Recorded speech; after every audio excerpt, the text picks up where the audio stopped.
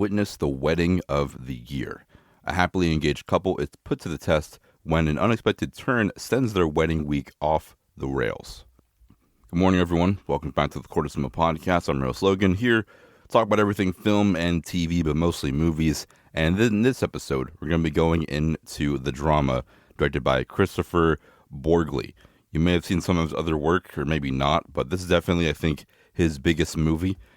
Recently, in the past, the director for The Drama did Dream Scenario with the incredible Nicolas Cage. That is a just super crazy movie. This isn't about Dream Scenario, but if you want to watch a super cool and wacky movie with some very cool cinematography, then watch Dream Scenario. It's one of my more favorite Nick Cage films, and it's really good. But on to The Drama. Of course, this is definitely, like I said, it's one of the biggest films that are being talked about right now and seen still to this day. It's one of A24's bigger movies. Going into the cast and crew, written and directed is also by Christopher Borgli, which is pretty cool.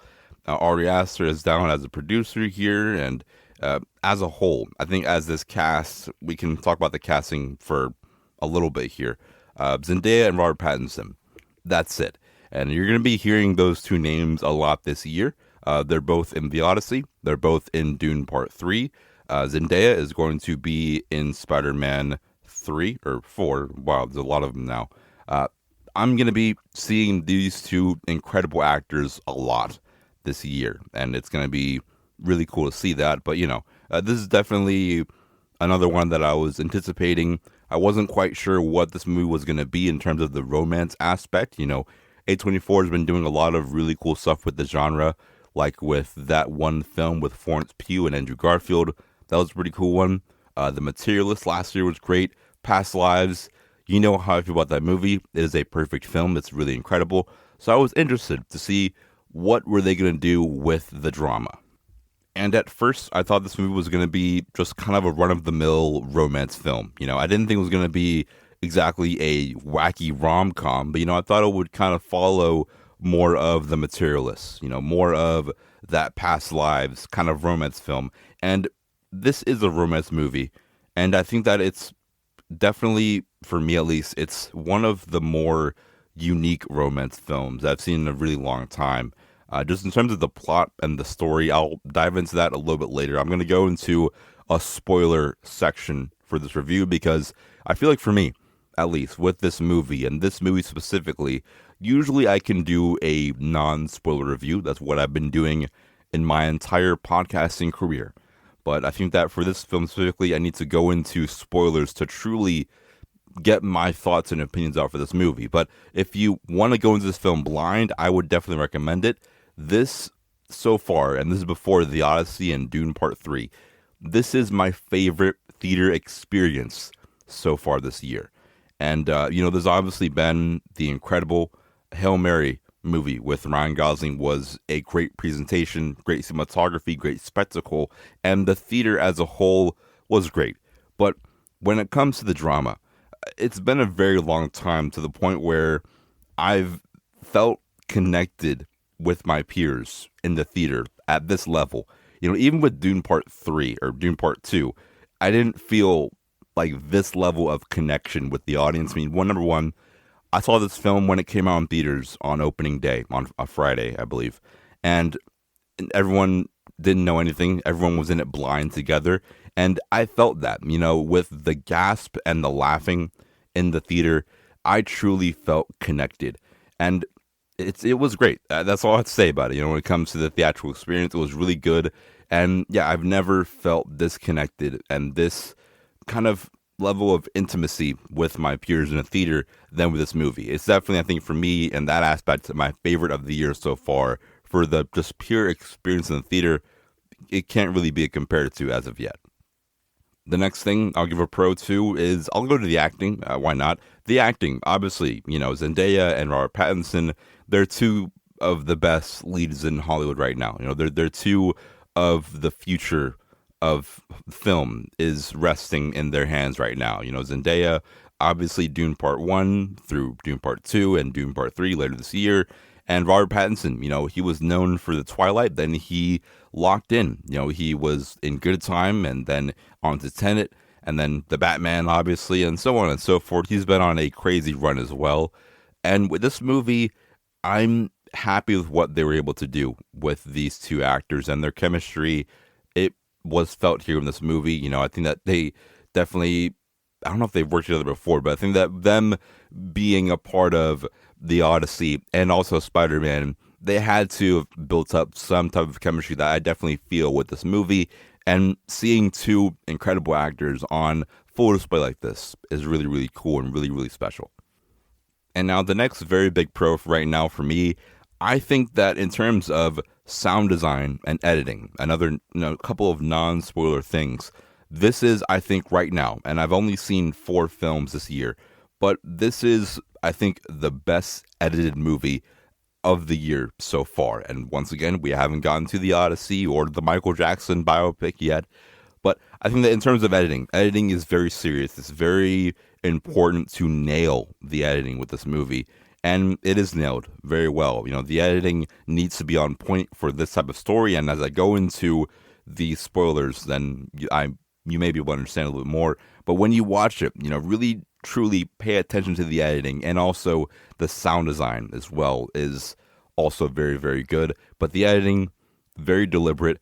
I wouldn't even say it's in a non-linear storytelling way. It is a little bit, but the way the editing is selling these moments and selling the comedic timing with everything as well, it's so deliberate. It's so incredibly well done, as well as, like I said, it's not exactly a full non-linear Nolan level movie, but the way this movie cuts from one scene to another and kind of flashbacks and flash forwards a little bit, it's so well done. It's so deliberate. It's so great. I really do appreciate the editing.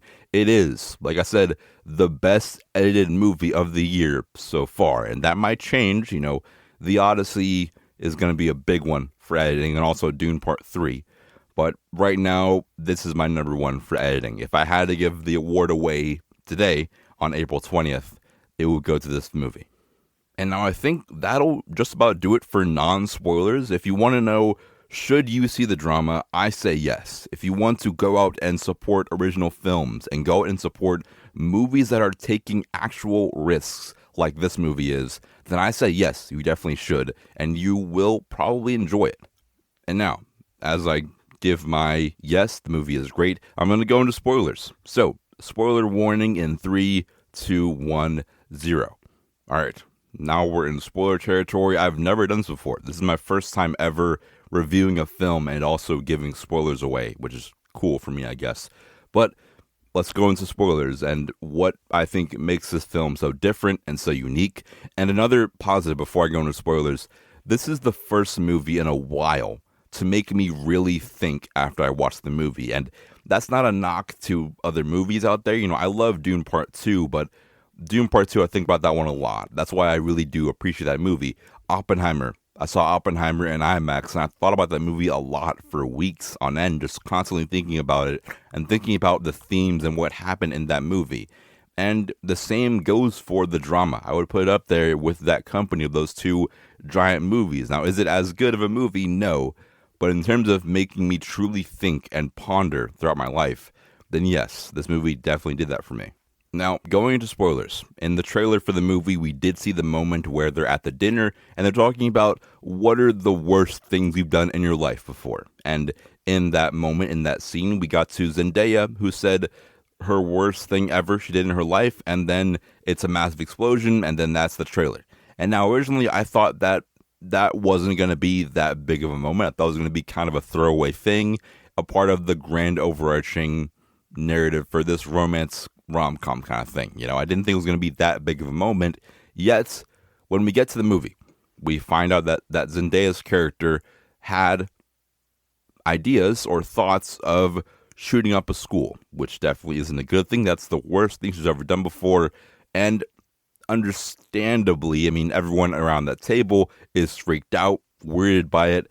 And that's the movie. That's where I think the movie really does come together, and that's where everything truly starts. It's at that point. And Elena Heim, random, I didn't mention her in the non-spoiler section, but she's been on a roll this decade. And her character, I think that in terms of, her character being probably the worst one here in the room, left a mentally disabled person in the forest abandoned for hours on end. And she has the biggest reaction. She's definitely the biggest hater of the year so far, goes to her character. Rachel was a D1 level hater. I love it. I love that a lot. I live and breathe for this hater stuff here in this show, and the movie as well. But I think for me, where this lies, and I think that, number one, it's not okay to have thoughts about shooting up a school. And I think that Zendaya's character understands that. She's ashamed to even share that knowledge and that idea with everyone in the room. I think that's a very human response and reaction, to be weirded out by it, but also even more human to have those thoughts and definitely be ashamed to even have thought them, shows that Zendaya's character is human. But for me, I think that the issue and debate here is Zendaya right in the moment? No, but Zendaya's character didn't actually do anything. And if anything, this movie and this entire overarching theme here is empathy. I think the entire movie and the entire thing can be wrapped up into just empathy. Immediately, as soon as Zendaya's character shares the fact that she once at a point was in a very low place, had depression, had suicidal thoughts, and thought about doing very evil acts, and she's ashamed for it. She honestly still is a little bit upset by it.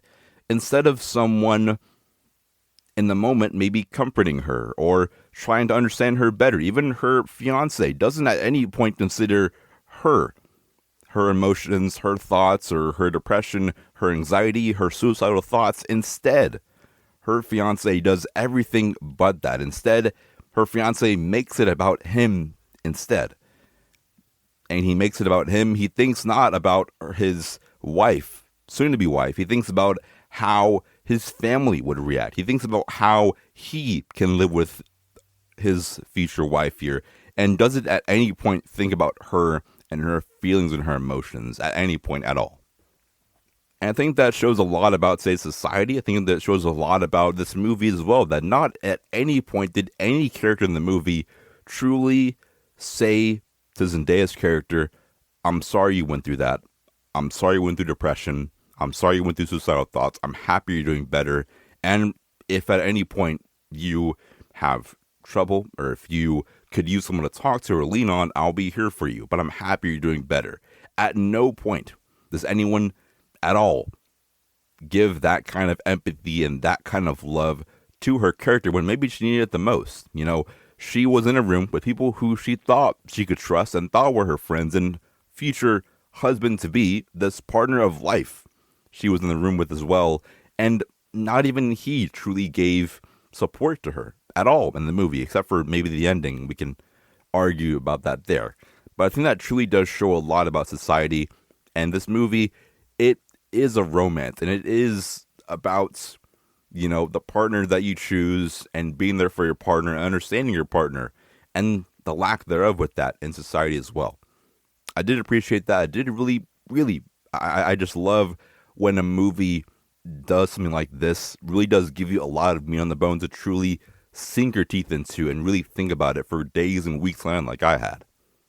And I think that even with this director, like I mentioned before earlier in the episode with Dream Scenario, kind of being about cancel culture, with that movie's crazy. Sorry, I'm getting off track here, but with the drama, I think that it's truly about empathy, how no one truly gives empathy to anyone these days at all. Instead of us sitting down, talking to someone, trying to get inside their head, trying to give support and be empathetic with someone, instead, it's not about empathy. It's about the drama of it all. It's about the big flamboyant finale of how we can cancel someone, how we can put someone lower in the dirt when they're already in a very low spot in their life. That's what the drama, I think, is all about. But let me know, what do you think about the drama here? I mean, is it good? Is it bad? Is it a good interpretation of even gun violence and gun control in America? Or is it awful and terrible and it, if anything, fuels more violence? I want to know your opinion on the movie. Is it good as a romance, or should they maybe lean deeper into the romance of it all. I mean, really, I think that romance is not all sunshine and rainbows. I always say that life isn't a rom-com. It isn't La La Land or even The Notebook. You're not going to build a big house for your ex. Or maybe you will. Maybe. I don't know. Whatever. I think that there's a lot of lows and a lot of arguments and a lot of misunderstandings and a lot of butting heads in marriage and even dating as well. And even leading up into that lifelong dream we all have, there's going to be a lot of ugliness to it as well. I think there's a lot of misconceptions of what love can really be. And this movie, The Drama, does a pretty fantastic job with that as well. So that would do it for me. There's a lot more I can say in regards to this movie, in regards to everything about it. It's truly, I think, one of the more impressive works to come out of this decade so far. There's been a lot of fantastic films, but right now, The Drama, it's up there for me in terms of a movie doing something different and breaking the mold of this romance genre and truly showing the lows of a relationship as well. It's really, I think, truly fantastic. And I can't wait to see what else Christopher Borgli does in his career. It's going to be really special. I can't wait to see Zendaya and Robert Pattinson a few more times this year. I'm going to see them more than I see my own family. That's just the life for me. I chose this life. I chose this career of being a podcaster for a living. Oh, well, it is what it is. But until next time, let me know your thoughts on the movie. Let me know what you've been watching recently. Invincible is crazy, and The Boys I'm behind on, but I'm getting there very, very soon. But until next time, stay swiped out, stay cool, watch a movie every single day, and I'll see you guys in the next one.